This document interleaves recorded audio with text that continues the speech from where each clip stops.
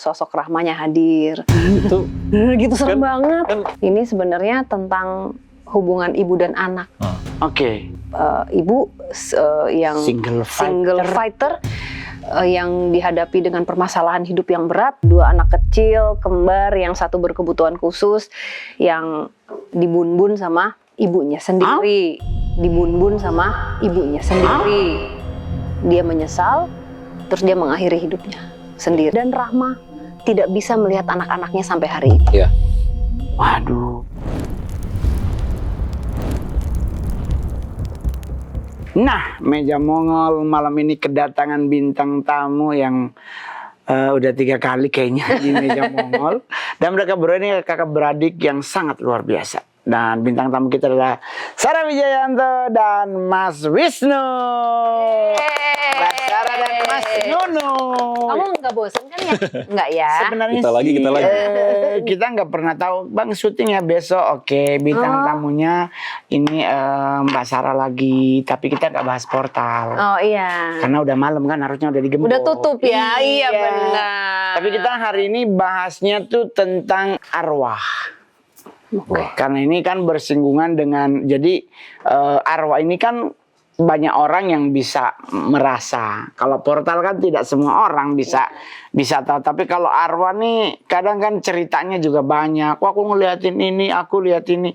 Nah, kalau dari Anda berdua nih, penjelasan arwah tuh sebenarnya apa sih? Bahasa tingginya apa sih? Etimologi, historikal, gitu-gitu. Nyampe nggak kira-kira? Gini. Kalau misalnya aku sama Wisnu itu bilangnya earthbound spirit. Jadi mereka yang masih tersesat di sana. Oke. Itu yang kita temui pada saat penelusuran, yang suka berbagi ceritanya. Itu kan kita bilangnya earthbound spirit. Jadi orang sosok-sosok yang masih tersesat mencari jalannya. Oh, ada beberapa orang yang bilang tuh sosok yang masih nyangkut. Nyangkut, ya, lost soul. Lost soul. Lost soul, ya, betul. Lost soul. Nah, sebenarnya dalam hal ini arwah ini ada yang baik atau semuanya jahat? Ada yang baik, ada yang jahat. Tapi biasanya gini, kebanyakan mereka yang tersesat itu tenggelam dalam emosinya. Biasanya dari hal buruk yang terjadi pada saat dia meninggal, atau sesuatu trauma dalam hidupnya yang dia ingat terus di sana. Jadi dia mungkin mencari keadilan atau mencari jawabannya. Jadi nyangkut. Oke. Itu bahkan ada ini temen aku. Jadi cerita dari temennya aku. Dia masih terus nungguin hanya karena ingin mendengar kata maaf. Oh, oke. Gitu. Jadi itu apa ya, sesuatu emosi yang looping yang belum selesai, yang bikin akhirnya nyangkut. Ya, aku juga berpikir hal yang sama sebenarnya. Arwah adalah sosok yang dia merasa dia tuh belum bisa pergi kalau belum selesai, yang belum tuntas apa Belum yang tuntas dia sedang cari dan dia harapkan. Nah, perbedaannya ada yang baik atau yang enggak itu biasanya kalau yang tenggelam dalam dendamnya, akhirnya biasanya akan dikuasai sama sosok jahat yang lebih kuat, dan ada di atasnya lagi itu yang biasa ditunggangi sama sosok anak D. Koloninya. Jadi mereka makan dari itu kan, dari lost soul. Makannya akhirnya jadinya ada yang negatif, ada yang baik juga ada. Tapi memang kalau misalnya lagi komunikasi itu harus kita ajak ngobrol dulu istilahnya, harus dikupas dulu layernya supaya ternyata dia nggak seburuk itu, gitu loh. Maksudnya kita harus lihat, kita nggak bisa langsung menilai gitu. Ya. Karena kan kalau arwah ditunggangi berarti yang layer depannya adalah layer yang menunggangi dong. Padahal kan di balik itu mungkin, di balik horden itu mungkin ada hati yang sedang remuk, mungkin punya dendam atau ada something yang dia sedang harapkan gitu. Tapi dalam hal kalau seandainya kita melakukan mediasi dengan arwah-arwah tersebut. Biasanya kalau dari pengalaman Anda, Mbak Sarah, tuh lebih banyakan langsung bisa ketahuan apa yang dia something dia pingin seeking, dia pingin cari, atau biasanya yang mendompleng ini yang lebih dominan? Macam-macam, tapi biasanya nggak semudah itu juga. Ada juga aku pernah sampai bertahun-tahun aku berpikir bahwa dia ini adalah korban. Ternyata dia adalah dalangnya. Ini jahat ini. Manipulatif. Ini manipulatif. Jadi dia udah sangat tenggelam di dalam sana, sudah dikuasainnya udah hilang. Jadi sejatinya udah hilang. Ada, tapi memang dia pada saat hidupnya ya dia jahat. Dia melakukan hal buruk yang memang disengaja, yang dia plotting, tapi ada hal yang terjadi sampai akhirnya dia meninggal. Itu namanya Ningsih, salah satu sosok yang tidak pernah aku lupakan. Ketipu aku sama hantu. Jadi aku memang pikir dia korban. ada mens reanya, ada niat jahat dari orang. Karena dia mungkin tenggelam dalam dendam, tenggelam dalam ketidakpastian, terus ditunggangi, akhirnya jadi flopping. Apalagi kalau dia jahat, masa hidupnya, Udah ada mati. hal yang terjadi pada saat dia meninggal, tersesat, ditunggangi, jadi ketahuan dong jadinya. ya. Tapi kalau dari sisi Nunu, Anda sebagai praktisi juga yang bisa pasti pernah bersinggungan juga dengan arwah dong. Nah dalam all the time. dalam hal tersebut ada nggak sempat kegambar gitu? Kan selama ini gua ikut DMS kan juga Nunu kan lebih banyak gambar sosok-sosok yang sangat nice to meet you, karena dulu gue kan sering ketemu jadi nggak merasa takut. Cuman maksudnya sosok-sosok yang sejujurnya buat orang-orang kan selama ini hanya lihat oh ini begini, ternyata harus hasil dari gambar kan lebih dark. Nah pernah nggak sih ngegambar terus ketemu sosok-sosok seperti itu? Banyak, apalagi sosok yang sudah ada namanya gitu, Mbak encounter sama sosok atau yang once human gitu ya. Jadi langsung ketemu, langsung kelihat looks-nya, visualnya ya seperti itu.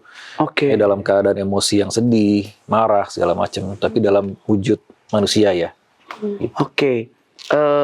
Tapi Mbak Sarah kan dulu juga punya mantan kan, datang ke Mbak Sarah nangis minta maaf, tetapi di saat yang bersamaan beliau sedang mengalami kritis di rumah sakit. Itu kasusnya kayak gimana?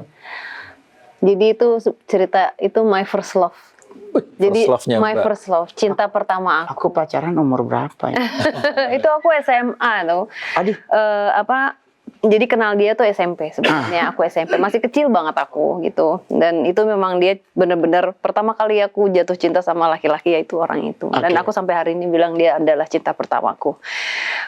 Kita lama sekali nggak ketemu. Terus aku pernah, pokoknya sempat pindah sekolah lah gitu ya. Terus sampai sempat nggak sekolah tuh. Terus balik ke sekolah lagi. Aku masuklah ke sekolah ini nih, SMA ini. Pulang sekolah, tiba-tiba aku ngeliat dia di kayak agak jauh gitu di tempat biasa aku nongkrong kalau pulang. Ngapain dia di sana gitu? Terus aku lari karena udah lama ketemu, aku peluk kan kayak apa kabar gitu? Kamu apa kabar? Kamu ngapain di sini? Aku gitu. Terus dia datang minta maaf. Aku kayak yang minta maaf. Apaan sih gitu kan? Udah ya gitu, udah lama gitu, udahlah, udah lewat, nggak apa-apa. Dan kita kan juga sempet ngeband bareng juga, ya biasa aja gitu.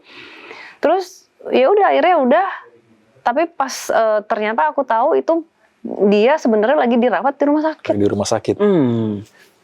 Dan itu juga kasusnya juga Mbak Sarah sampai lihat di bandara juga.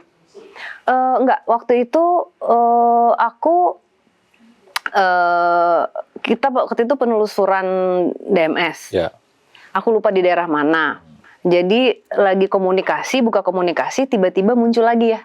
Ingat nggak? Yang episode itu. Jadi dia muncul, tiba-tiba aku ngomongnya jadi personal. Dia datang lagi,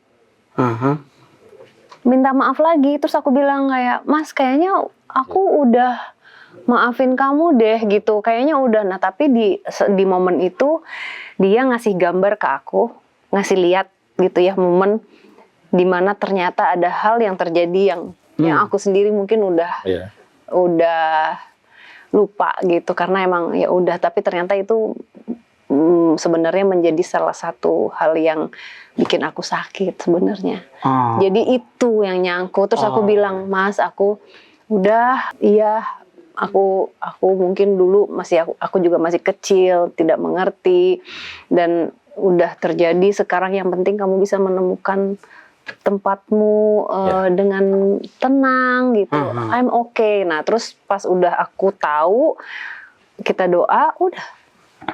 Kalau Nono pernah ngalamin hal-hal yang seperti itu, didatengin orang gitu, arwah? So far sih. Yang kenal ya, yang kenal. Oh iya. Kalau Mongol ya, gue masih ingat banget dulu waktu emak gue meninggal tuh kan gue udah 5 tahun tuh. Jadi gue tuh nggak punya apa-apa sejujurnya, maksudnya momentum itu doang mereka nangis, kayak nganggap gue bagian dari keluarga.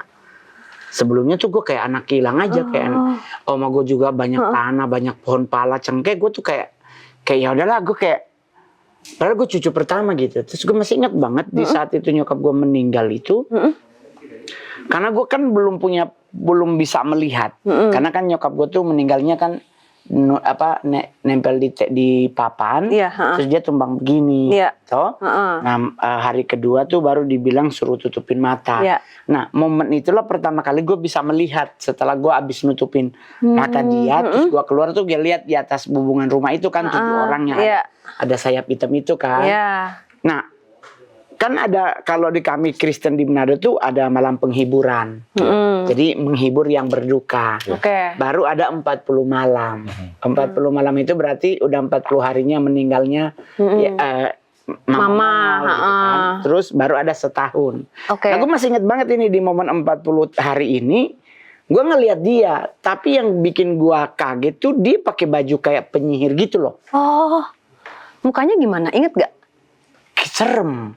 Kayak muka gimana gitu. Gue kayak pernah melihat film Ariel yang tante-tante warna hitam. Musuhnya. Iya kayak Ursula. Iya Ursula yang gurita. Gue lihat mukanya dia tuh pakai baju hitam, terus ketutup, terus mukanya dengan muka yang tidak good gitu. Nah, cuman kan sampai hari ini gue selalu menganggap bahwa ya udahlah, maksudnya nggak usah gue urusin gitu. Karena gue juga masih kecil, tapi gue cuman bilang jaga Jono Pak kita. Itu apa artinya? Artinya tuh jagain gue aja gitu. Gue nggak mau ribet dengan hal-hal yang menurut gue juga awam saat itu. Terus mulai mengerti ya udahlah. Nah, terus sama juga kan kita beberapa kali ngonten kan juga. Nyonya kan suka kemasukan sosok si gadis nih. Nah, ini mau bahas nih kayak teman-teman Asral Mbak Sarah yang lain lebih detail dong. Yang maksudnya itu bukan cuma gadis. Iya, gadis atau janda. Jadi gimana dong, maksudnya kan ada gadis, ada Marni, ada Mongol. Coy, jadi ada gadis. Dulu itu ada Suti. Ada Suti. Yang pertama itu dulu.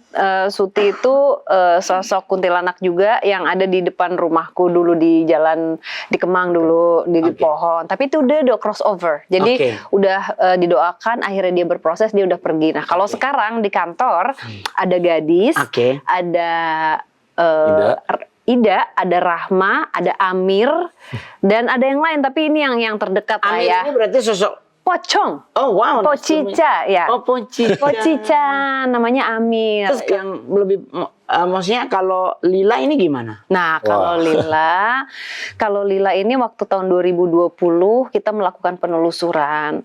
Nah, itu udah di akhir-akhir ya, Nuk ya. Itu udah di akhir-akhir tiba-tiba ada sosok anak kecil yang komunikasi melalui aku. Dia cerita lah, dia nyariin adiknya Lili. Dia nyariin kembar mereka ternyata. Nah pada saat itu wah kita sedih banget ya Nuk, karena ceritanya dia 2 anak kecil kembar, yang satu berkebutuhan khusus, yang dibun-bun sama ibunya sendiri gitu.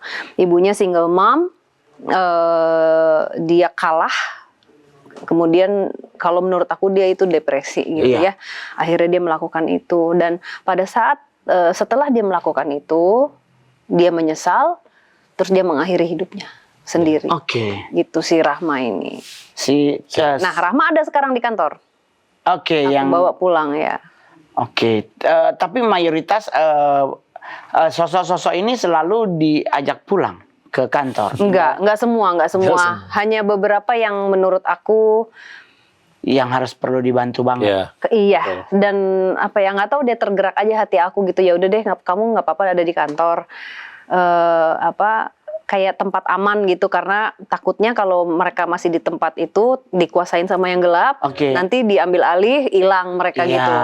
Nah jadi kayak pusat rehabilitasi hantu-hantu tersesat berarti ya. Anda punya House of Restoration. House of Restoration. Iya. Bengkel ya, Bu. Tapi kan kita mendoakan ya setiap hari, maksudnya iya. kita ikut mendoakan dia, semoga prosesnya cepat dan bisa menemukan jalannya. Itu semua tergantung prosesnya masing-masing. Kenapa nggak sekali-sekali ajak Mongol gitu? Kan gue juga tersesat. Jangan dong. Iya kan, masa bawanya Lila, Rahma, sekali-sekali bawa Mongol gitu. Kalau Lila sama Lili itu udah nyebrang. Jadi udah waktu pada saat penelusuran itu kita langsung doakan, mereka langsung ke Cahaya. Oke. Tapi kan dia ini yang anak kecil ini si Lila ya namanya. Lila. Dibun-bun oleh emaknya itu. Emaknya juga ikut bun-bun diri. Iya. Setelah bun-bun anaknya, dia mengakhiri hidupnya. Nah, tapi jadi gini, setelah tayang itu selang berapa waktu, aku memutuskan untuk menuliskan buku. Oke. Salah satu kisah yang buat aku nyangkut di hati aku kan cerita Lili dan Lila gitu ya. Tapi kan aku nggak mungkin lah ngundang mereka kan udah crossover gitu. Jadi aku pengen coba, aku mau melihat dari pandangan ibunya. Rahma. Dan ada, maksudnya akhirnya dapat informasi, terus aku akhirnya tahu apa yang dilalui sama Rahma gitu. Aku bukan yang membenarkan apa yang Rahma lakukan, itu sangat salah. Betul. Tapi perjuangan hidup seseorang yang kita nggak tahu, hal buruk yang pernah terjadi. Dia waktu SMA itu pernah dilecehkan. Kemudian perjalanan dia menemukan cintanya dia itu, dia hanya pernah mencintai satu orang, si laki-laki ini. Dia datang pada saat dia membutuhkan perhatian, kasih sayang, support emosional, ada laki-laki ini. Sampai akhirnya dia mengandung laki-lakinya ternyata. See you bye-bye. Gitu, see you bye-bye. Tidak bisa sama-sama. Dia harus membesarkan dua anak ini, yang satu berkebutuhan khusus. Ya, ini adalah contoh manusia yang kalah. Iya. Dan kita nggak bisa menghakimi, karena setiap orang punya kemampuan masing-masing untuk menanggungnya. Karena ada kadang itu kan harusnya bisa lah, nggak semua orang bisa. Latar belakang, didikan itu juga mempengaruhi. Sama kayak Mongol, gue masih inget banget waktu gue kecil itu. Itu yang gue selalu ditanya oleh orang gereja maupun beberapa podcast rohani. Jadi Mongol itu sekarang mempercayai Mama Mongol di surga. Gue jujur demi Tuhan gue bilang enggak. Bukan gue tidak mempercayai dia di surga, tapi dengan kondisi yang gue ketahui tentang beliau dan gue melihat sosok beliau tidak dalam posisi ya taruhlah orang bilang, tapi kan semua warna dari Tuhan. Tapi gue tidak melihat dia pakai baju yang seperti akan ke surga gitu loh. Jadi seperti gue percaya bahwa mak gue juga bagian dari tawanan roh. Dan gue selalu bilang ya gue berharap mak gue di surga. Tapi kalau ditanya apakah mamamu di surga, gue selalu menjawab dengan sangat lugas bahwa no. Tapi tetap mengirimkan doa, tetap gue doain. Terus kan Mongol ikut-ikut DMS juga kan dulu ada sosok yang Denny, iya kan? Kalau sosok ini juga udah crossover, udah alhamdulillah. Denny itu aku benar-benar sedih ya. Iya, kan beberapa kali. Terus kan akhirnya nih sosok Lila ini kan diangkat jadi sebuah film layar lebar. Doain ya, ya. Ini pertama, ya mudah-mudahan. Aku nggak tahu ya, kamu datang kan nanti premier. Aja tanggal 12 udah gue kosongin. Gue bilang sama Billy, lu aja pulang ke Bali, gue mau nonton sama Mbak Sarah. Cuman undangannya sampai hari ini sih belum masuk. Kan udah ada namanya langsung. Langsung tinggal datang, kamu tinggal duduk, tidak perlu undangan-undangan itu. Tapi berarti proses film ini skenario juga Mbak Sarah juga bersama tim bikin. Jadi ada 2 penulis. Oh, oke. Jadi ini adaptasi dari kisah penelusurannya Oke. gitu ya. Dan itu karena Pak Amrit juga sangat menjaga. Jadi sesuai janjinya. Karena buat aku sosok-sosok ini kan ada. Karena Betul. mungkin ada orang yang nggak percaya ya, that's fine. Iya. Tapi buat aku tuh kayak aku punya tanggung jawab untuk menyampaikan pesannya nih ya gitu. Jadi butuh setahun untuk akhirnya oke ceritanya nih gitu. Setahun loh itu. 2 penulis skenario. 2 penulis skenario. Jadi kita workshop do's and don't-nya apa. Terus oh ini dirubah lagi ya No ya. Banyak perubahan gitu. Sampai akhirnya aku yang Jadi sebuah skenario. jadi itu aku kayak oh ya udah deh yuk gitu. Dan ini sebenarnya tentang hubungan ibu dan anak. Oke. Tapi untuk film ini cast-castnya siapa aja? Ada Lutesya, itu berperan sebagai Tari. Ada Syarifah Danish, Oke. itu dia berperan sebagai Rahma. Ya, Yang jadi Lila. Firza jadi Lila dan Lili. Oke. Kemudian ada Meisha Lid jadi Nia. Oh, oke. Aku jadi Sarah, Wisnu jadi Wisnu.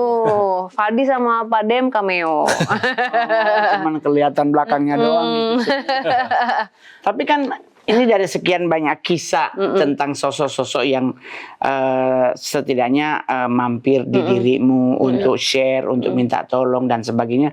Kenapa akhirnya miliknya justru tentang Lila ini? Melalui banyak pertimbangan juga dan Pak Amrit mengajukan gitu kayak dia nanya gimana kalau bikin cerita Lila.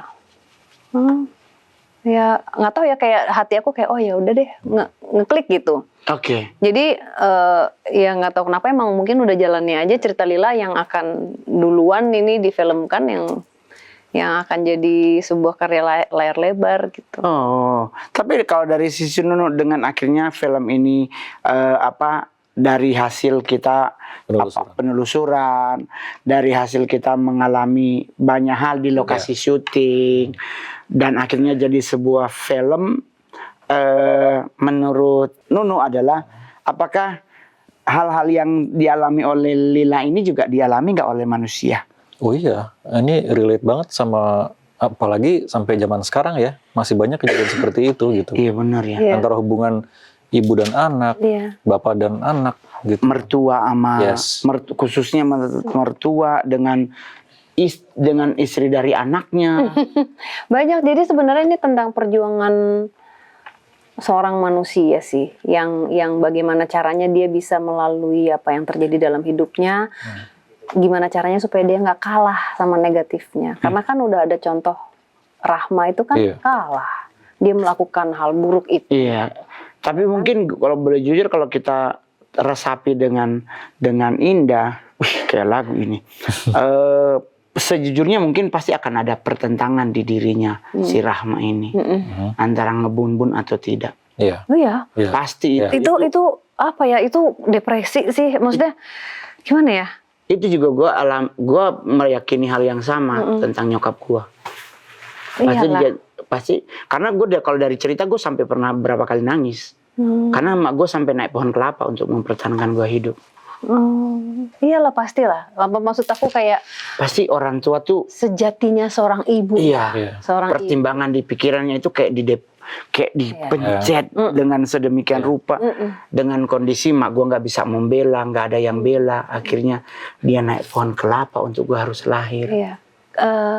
Itu kan tekanan-tekanan itu yang mungkin orang nggak ngelihat. Iya betul. Pada saat dia butuh support secara emosional nggak ada yang nolongin. Support sistemnya juga nggak ada. Iya. Dia harus kemana? Dia cuma pengen disayang dan dipercaya dan didengarkan sebenarnya. Betul. Jadi makanya kita kembali lagi kita tidak membenarkan hal-hal yang dilakukan, tapi aku belajar banyak tentang melihat dan jangan cepat menilai sesuatu karena kita nggak tahu orang itu tuh ngalamin apa. Betul. Karena kan setiap orang kan punya kondisi psikologis yang berbeda-beda ya. Iya, itu yang mau selalu bilang.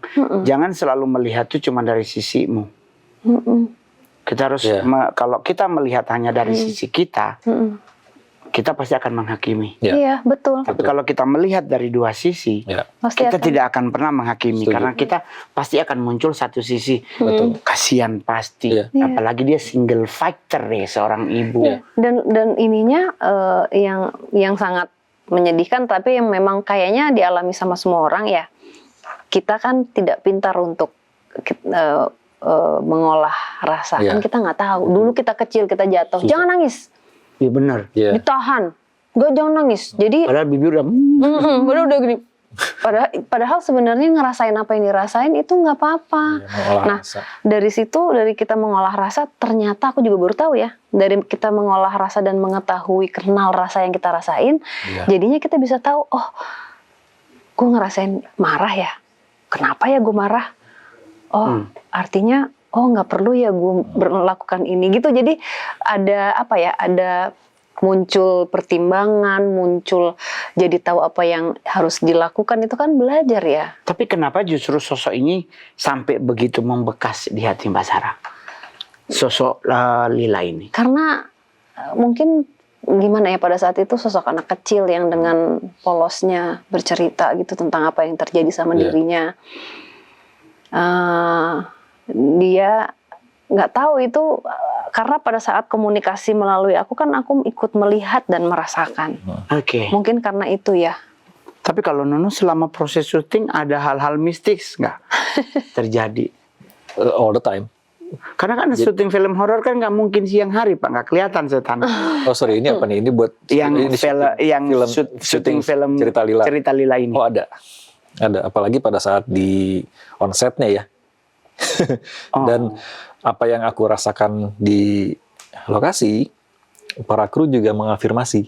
Oke, berarti ada banyak hal-hal juga yang terjadi mistis di pas syuting ya? Sebenarnya bukan bentuk dari gangguan ya, kalau menurut aku, tapi kayak waktu ada satu adegan yang aku nggak bisa cerita, itu sebenarnya sosok Rahmanya hadir, dan sejujurnya aku itu mengulang apa yang dirasakan pada saat penelusuran. Loh rasanya seperti ini, walaupun ini kan adaptasi ya. Jadi adaptasi itu kan kayak create ada karakter baru gitu, tapi masih inline dengan base ceritanya. Cuman itu karena hubungannya sama, dari hubungan ibu dan anak, jadinya nggak tahu ya, aku kena banget gitu. Walaupun aku ya di hidup ini aku tidak punya privilege untuk melahirkan anak ya, tapi berasa kayak aku tuh my mom. Terus aku ingat sahabat-sahabat aku juga yang single mother, yang punya 3 anak, yang satu berkebutuhan khusus. Struggle-nya mereka, gimana cara mereka bisa terus menjadi seorang ibu dan seorang ayah dalam satu badan dengan masa permasalahan hidup, itu kan gak mudah. Nah itu tuh semuanya mengalir di aku pada saat itu, karena gak gampang. Betul. Pada saat syuting. Betul. Saya juga. Kalau Nunu berapa lama proses syutingnya? Waduh, 2 tahun. Itu. Wow, kita tuh sebenarnya karena kita nggak terlalu banyak ya Nu ya, jadi kita cuma dapat berapa hari lah gitu. Kalau mereka totalnya 12, kita tanggal 5 Februari sampai tanggal 12 Februari. Nah, tanggal 6 Februarinya itu gempa yang oh iya, gempa di Jogja. Oh. Iya, aku menunu. Lantai 17. Kayak, karena aku di kamar ini dulu kan kita kayak tinggalnya kayak di apartemen gitu. Maksudnya kamarnya tuh ada kamar beda gitu ya. Ya aku lagi tiduran. Hah? Nu, gempa ya Nu? Mbak, iya gempa gitu. Udah nyampe pintu nih, Nunu gini, Mbak kunci, kunci. Gue masuk lagi nyari kunci, ngambil kunci, terus untung Nunu gitu, jadi pakai celana dulu, kalau nggak ote-ote aku turun. Itu di lorong hotelnya, itu kayak gini loh, kayak bener-bener. Itu gitu serem banget. Kan jalur evakuasi harus lewat tangga ya. Tangga darurat dari lantai 17 sampai lantai bawah. Aku sama Mbak megang tangga begini. Itu serem banget loh itu. Aku mikir kayak, wah. Kayak Lego tuh gak kita yang bayar. Iya, aku cuma ngeri ambruk tuh gak. Aku sama Nunu kayak it's okay, it's gonna be fine. Terus enggak kan ada orang-orang pada lari itu kan. Gue udah kayak petugas hotel.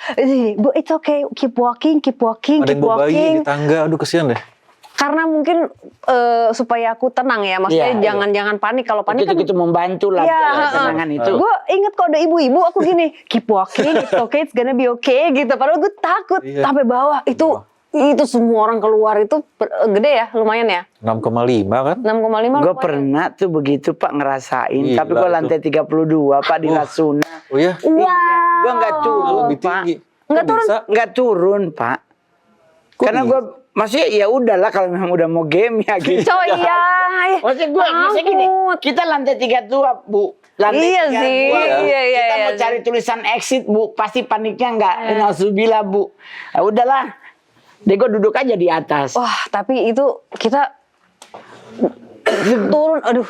Kalau Mbak pernah merasakan seperti itu sebelumnya? Iya. Kalau aku kan baru pertama Pertama kali kali. di lantai tinggi, Ngeri. gempa besar. Jadi kayak Oke, Ya, tapi dengan proses ini, Nunu pernah ngegambar nggak sosok Lila ini?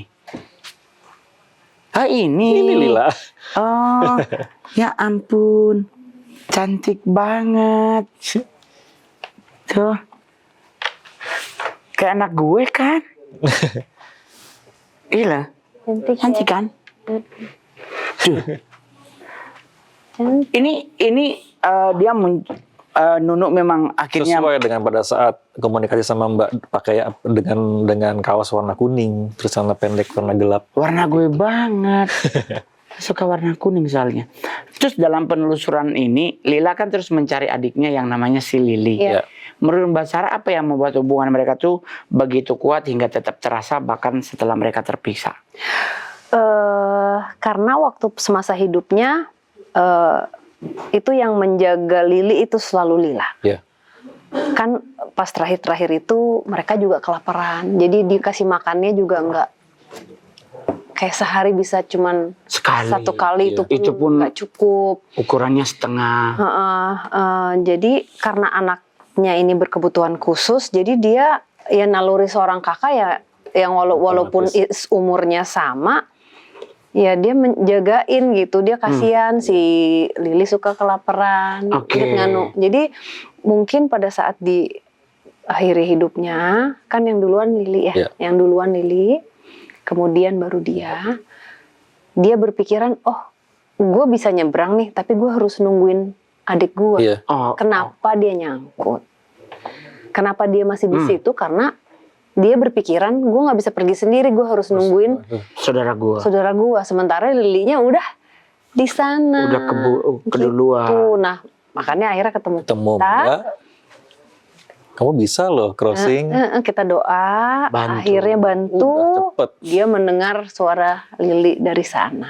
Nah, di saat Mbak Sarah ngomongin soal Lila ini, apa namanya, ada nggak mama? Kan berarti mamanya ini bisa menjadi korban, bisa juga menjadi pelaku, atau bisa juga menjadi dua-duanya dong.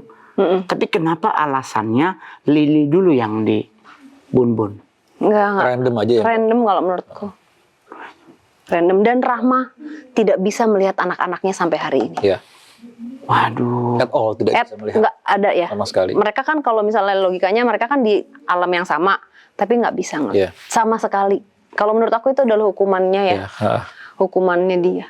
Yang mereka berdua ini berkebutuhan khusus Yang atau satu. hanya Hanya satu. satu? Satu. Si Lili. Lili. Ha. Lili. Mm-mm. Kasihan. Kasihan banget. Dan Rahma menyesali. Ya, Rahma menyesal. Gue juga punya soalnya saudara gue juga Oh, berkebutuhan khusus. Mamanya gue melihat perjuangan dia. ya kan nggak gampang. Gak, aduh. Ya. Di saat yang sama dia bisa tersenyum, bisa ketawa-ketawa.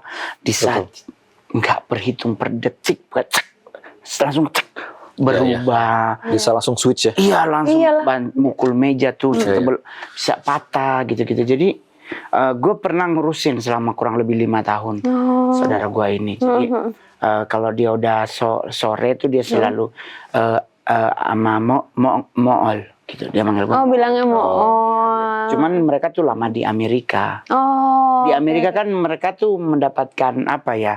Disekolahin gitu loh, kayak ada sekolah-sekolahnya, iya. ada cara untuk bagaimana. Jadi kan orang-orang berkebutuhan khusus di Amerika tuh bahkan disuruh kerja. Ya, di beberapa. diajarkan untuk akhirnya bisa hidup normal pada saat dia dewasa nanti. Tapi di saat mereka pulang ke Indonesia, sekolah itu nggak ada di Indonesia. Iya, Akhirnya mereka kembali lagi menjadi seperti semula. Nah itu dia kalau lagi nggak tahu mau ngapain kan antri sekolah pulang, bed cover dibuka semua benangnya.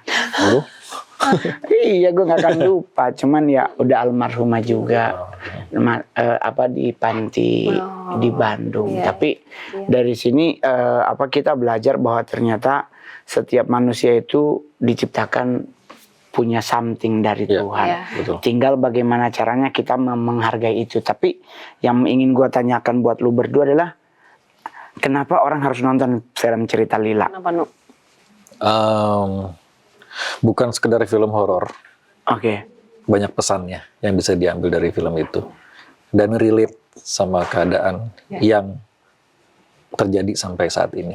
Oh iya, itu sih aku juga berharapnya mudah-mudahan pesan yang harus disampaikan itu bisa nyampe ya, karena kalau menurut aku relate, dan ini mungkin bukan hanya soal perempuan tapi kita semua ya, bahwa kita manusia hidup pasti akan ada cobaannya. Iya. Betul. Ya, dan bagaimana kita bisa melalui apa yang terjadi dalam hidup kita dan jangan sampai kita kalah gitu. Nah, di film ini akan ditampilkan perjalanan itu gitu, seorang ibu yang single fighter yang dihadapi dengan permasalahan hidup yang berat gitu, bagaimana dia bisa melaluinya gitu. Iya betul. Gue juga merasakan itu juga. Emak gue juga nggak gampang untuk hidup. Iya. Tetapi dia tetap bertahan. Sekalipun dia nggak tahu bahwa anaknya setelah lahir akhirnya mengalami apa. Tapi yang penting gue percaya niat dia, yang penting lahir dulu ini anak. Iya. Dan itu menjadi kayak jadi semacam di saat kita capek, kayak gue udah capek banget, aduh ya ampun Tuhan. Jadi kayak pingin istirahat gitu. Tapi gue kayak survive lagi. Gue jangan sampai ambruk, apalagi gue menjadi single fighter juga, menjadi seorang ayah yang gue harus ngejar-ngejar ASI di rumah sakit. Di saat yang sama gue harus kerja, gue jadi harus mengkompromikan segala sesuatu untuk gue bisa dapat satu termos ASI dari ibu-ibu yang berbeda-beda setiap minggu. Wow. Tapi di saat anak gue menjadi kebanggaan bapaknya, orang bilang anak lu pesek. Nggak apa-apa, karena kalau anak gue mancung berarti bukan anak gue. Ini bener juga. Iya kan anak gue pesek, Pak. Gue pesek, kalau anak gue mancung kan udah bingung. Iya Tapi juga. jadi gue kayak kayak menghibur diri aja sih sekarang. Nah, tapi kan fun fact-nya Lila ini waktu pertama kali berkomunikasi dengan Anda kan, Fadi ngajak beli permen tapi Lila nggak mau. Bener nggak sih? Emang iya ya? Aku lupa. Ngajak beli permen. Kalau permen itu seingat aku Fadi. Denny ya. Si Denny. Denny ya? Seingat. Oh, Lila juga ya? Heeh. Oh iya ya, aku Ada ya, dong, lupa. lagi. Kita kan Lupa soalnya. anak-anak Iya, soalnya. anak-anak. Iya. Tapi emang kayak mungkin anak ini kalau menurutku ya, seingatku ya, si Lila ini mungkin karena hidupnya sederhana ya. Iya. Dan dia dengan ibunya kasih makan apapun aja itu udah Jadi iya. udah Something special buat dia. Jadi gitu. bukan sesuatu yang yang beda ya, agak Iya, berbeda. Dia lebih dewasa dari anak-anak pada Iya. umumnya gitu, seingatku ya. Iya benar-benar. Iya kan, itu udah 6 tahun yang lalu loh guys. Lifetime ago itu. Gitu. Iya ya. Jadi cuman kan dengan kondisi seperti sekarang, akhirnya ini kan jadi sebuah film nih. Judulnya Cerita Lila. Cerita Lila ini kan berarti otomatis pesan positifnya adalah kita harus melihat dari semua sisi. Sama juga. Pasti kita juga kalau dilihat dari sisi yang lain pasti akan tetap minus. Iyalah. Iya, Dan betul. Tapi kalau itu yang gue udah lakukan dalam waktu 6 bulan ini. Gue selalu tidak melihat orang lain dari satu sisi. Iya. Gue selalu melihat dua sisi, karena gue setelah pikir-pikir kayak kemarin ada orang gitu, Kak bantu saya gini. Gue selalu bilang kalau gue masih seperti dulu mungkin punya duit banyak, kayaknya gue jadi kayak Bunda Teresa. bantuin orang terus. Iya. Iya. Tapi gue bilang kepada teman-teman, ya kalau cuman sebatas mungkin lu pingin ucapan, gue pasti kasih. Atau Kak ada baju yang bisa, gue pasti kasih. Tapi kalau urusan pinjolmu, kenapa gue yang harus bayar? Iya, itu beda lagi ya. Jangan dong. Jangan. Banyak banget di DMIG. Aku Iya. kelilit pinjol, Kak, Aduh, tolong banyak bantu lagi. ya, dapat 5 juta yang belum dibayar. Tapi nih aku ini aku nggak pernah cerita nih ya. Ini baru cerita di meja Mongol ya. Maksudnya aku cerita publicly. Jadi itu banyak banget, bukan hanya. Jadi kemarin aku baru baca. Aku suka buka-bukain DM karena memang kadang-kadang ada orang yang menuliskan pesannya untuk aku, berterima kasih lah. Jadi aku grateful untuk itu. Makanya aku masih suka buka. Jadi dari waktu 6 tahunan gitu udah ada banyak banget perempuan yang DM aku lagi hamil atau baru melahirkan mau ngasih anaknya. Itu aku sampai kayak, hah gitu. Sampai ada yang pernah ngasih foto bayinya, bilang ini anak aku udah nggak nyusu, tinggal diambil aja kak, mau dirawat nggak gitu. Itu sedih loh aku. Maksud aku kan banyak orang di luar sana yang pengen punya anak, banyak di luar sana yang berusaha ya, ya emang pengen jadi seorang ibu gitu. Tapi ya nyatanya aku masih sampai kemarin aku baca ada, jadi dia udah hamil 5 bulan, dia pengen gugurin. enggak mau ngasih Ke iya. Terus ada lagi udah punya anak 5, terus dia hamil, terus dia mau selesai bulan depan ngelahirin, saya antar aja nanti bayinya. Maksud aku kayak kok segampang itu ya gitu. Betul. Saya kalau Mongol justru dulu di saat gua gagal berumah tangga itu, padahal secara agama nggak boleh bercerai, tapi nyonya pergi tanpa ada rasa berdosa bersalah. Gua nggak tahu bagaimana, gua ingat ada seorang ustadz di Jatinegara, dia ngomong begini sama gua, Mas Mongol, inget ya, anak itu titipan Allah, ya. Ingat Bang Mongol, lu nitip helm itu pasti bayar. Apalagi Allah nitip anak Bang Mongol, pasti dia ngasih rezekinya anak. Caranya Bang Mongol, jangan pernah izinkan anakmu menangis karena tawa anak doa bagi bapaknya. Itu gua inget sampai Tuhan dateng nih. Nggak akan pernah gua lupa tuh kalimat itu. Jadi selama gua hidup, gua nggak izinkan anak gua nangis kalau cuman gara-gara mungkin dia kelaparan. Kecuali mungkin nggak ganti pampers apa gitu-gitu. Nah itu pasti yang gua tegur mami. Tapi kalau yang lain gua tidak. Sampai hari ini kita ngonten, anakku nggak boleh nangis. Maksudnya nggak boleh nangis itu nggak boleh berkekurangan lah. Harus semuanya dicukupi gitu. Ini ada pertanyaan terakhir. Kalau penonton hanya membawa pulang satu pelajaran setelah menonton cerita Lila, apa pesan yang ingin Mbak Sarah, Mas Nunu sampaikan buat yang nonton? Dulu ya, bahwa hidup itu ya memang kadang berat gitu, dan kita nggak pernah tahu apa yang akan kita alami. Yang penting gimana caranya supaya jangan sampai kalah. Ya. Sama. Kembali lagi ke tentang mengolah rasa. Kalau misalnya kita terlalu larut dalam emosi yang negatif, otomatis kita akan dikuasai oleh energi yang negatif juga. Oke. Gitu. Iya, benar. Vice versa. Yang Benar positif juga. kita akan ke light gitu. Ya, benar juga. Sebenarnya kan kalau kita dari tadi kan kita ngomongin sosok nyangkut ya, arwah nyangkut ya. Tapi kita lupa bahwa kita juga jangan sampai jadi manusia nyangkut. Oh iya, betul. Jadi Betul. dari sekarang kita hidup, Ini kita yang masih hidup sekarang. kita mengolah rasa kita. Oh, dendam, masih ada dendam sama orang, ya udah deh, akhirnya berproses, ya udah deh. Kita memaafkan. Itu loh. Kita memaafkan, bukan memaafkan apa yang orang lain lakukan, hal buruk yang dilakukan orang lain, tapi untuk kita melangkah ke depan. Ya, Betul. Itu udah Mongol praktekin dari 2011. Hidup tanpa dendam. Iya, betul. Ya kan? Gua prinsipnya anjing menggonggong, kafilah berlalu. Bener. Gua kafilahnya, lu anjingnya. Karena kita nggak usah ada orang yang mau ngomongin apapun, gua nggak peduli.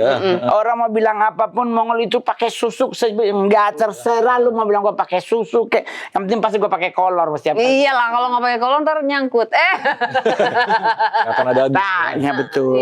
Tapi buat teman-teman semuanya, pencinta meja Mongol cuma mau ngingetin, jangan lupa di tanggal 18 Juni 2026 serentak di seluruh bioskop di Indonesia akan tayang satu film yang luar biasa. Judulnya adalah Cerita Lila. Ingat, buat Mongolovers Indonesia wajib hukumnya nonton, dan nanti tiketnya difoto akan dapat hadiah dari Mongol dalam bentuk doa dan ucapan. Dan buat Saradik dimanapun Anda, bahkan sampai yang di Hong Kong, Singapura, Malaysia, Brunei, bahkan di Amerika, don't forget watch the movie. Bagus bahasa Pinter, Inggris ya. keren. Soalnya gue udah mulai kursus. Oh, wow, mantap. Jadi buat teman-teman semuanya, jangan lupa kalau lu mau nonton, mau kemana aja, mau jalan, mau naik kereta, mau naik apapun, kalau lu pingin yang gak ribet-ribet amat, ini ada snack namanya Dilan Maca Crunchy Caramel. Mantap. Kalau soal rasa, rekomendasi Mongol 100% Endang Estaurina alias enak banget, nggak ribet, tinggal set, Ya. Sat. hantem, Hap. manisnya enak banget. Terus udah yang paling keren lagi tuh, aduh, rasa karamelnya. Oke. Mantap. Enjoyment. Enjoy banget pokoknya. Makan dulu. Iya, buat monggo. ngebuktiin. Iya, coba-coba gimana tuh. Iya kan, warnanya aja udah macam banget. Iya, biasanya kalau aku temen ngopi. Oh ya? Iya, pas buat ngopi. Mengeteh kalau aku berarti. Oh, kakak beradik beda selera minum. Iya. Iya. Tapi Dilan Maca Crunchy Caramel punya sensasi rasa yang enak banget. Aduh. Wow. Dilan Maca Crunchy Caramel punya rasa sensasi yang enak banget. Karena Dilan Maca Crunchy Caramel ini dilengkapi dengan kelezatan vanila, karamel, dan matcha yang enaknya bikin tenang di hati. Selain rasanya enak, Dilan Maca Crunchy Caramel ini memang cocok banget buat jadi teman ngemil, anti ribet, nggak mumet. Jadi jangan lupa buat jadi stok. Iya, Di tas, di mobil, di mana aja pokoknya. Bahkan kalau perlu pas kita mau mandi, boleh sambil makan. Oh, habis penelusuran. Iya. Bener. Besok berartinya kalau kita penelusuran mendingan bawa ini. Iya, betul. Daripada kita beli pecel ayam lagi. Iya, betul, Ya kan? boleh. Jadi Dilan Maca Crunchy Caramel enaknya bikin tenang di hati. Terus, Wow. ini Banyak. film ada rencana nggak sih mau ditayangin di festival-festival film horor atau Aduh, mungkin? wah. Lah, ini kan Iya. Kita nggak tahu. cerita adaptasi tuh kan biasanya cerita tuh bisa Iya, ditayangin. iya, Kayak benar. film Mongol tuh dulu Apa itu? Bidadari Pulau Hantu ditayangin film horor di Bangkok. Oh ya? Iya. Oh. Nah kalau kita mau tayangin film ini di luar negeri, syarat utama tuh bukan cuman filmnya. Apa tuh? Kita harus bisa berbahasa Inggris. Oke. Oh gitu. Takut nanti ditanya sama produser di sana atau sama yang punya duit banyak Ngomong bahasa Inggris. kita, gitu kan. Nah jadi buat teman-teman yang ingin belajar bahasa Inggris atau ingin upgrade bahasa Inggrisnya menjadi lebih keren, ada nih tempat kursus bahasa Inggris yang namanya English is Easy. Jadi kita bisa jadi pede ngomong bahasa Inggris. Terus kalau kita belum bisa keren banget, ada garansinya bisa melanjutkan dengan gratis. Wih, mantap. Metodenya simple banget, nggak ribet pakai grammarnya. Jadi kamu bisa coba demo gratis di englishiseasy.com. Daftar setelah demo akan ada diskon sampai 20%. Mantap. Dan promo ini berlaku cuma sampai tanggal 21 Juni. Jadi buruan teman-teman, jangan lupa belajar bahasa Inggris dari sekarang. Biar kita ngomong bahasa Inggrisnya nggak belepotan. Oke? Jadi buat Mbak Sarah semoga filmnya ini juga Amin, thank you. bisa banyak penontonnya. Amin. Karena kalau penontonnya banyak bisa kita lagi cerita tentang yang Yang lain. lain, betul. Thank Terima you. kasih buat Mas Nunu yang sudah datang. Terima kasih juga buat Nya Terima yang udah kasih. datang. Don't forget call me kalau ada DMS lagi. Of course. Dan Harus. paling terakhir. Kan di hari Mongol Sarah. Oh iya di hari Mongol Sarah. Tapi buat teman-teman semuanya jangan lupa tonton film Cerita Lila di tanggal 18 Juni serentak di seluruh bioskop di Indonesia. Ajak teman-temannya, ajak mantannya kalau perlu biar kita semuanya menonton film yang semoga dari film ini kita belajar banyak bahwa ternyata hidup ini indah. Yeay. Terima kasih banyak buat Mbak Sarah. Thank Nunu, you. thank you. Jangan lupa teman-teman di subscribe. Oke? Bye-bye. Dadah. Jumpa lagi di episode selanjutnya. Muah, muah, muah. Mwah, mwah, mwah.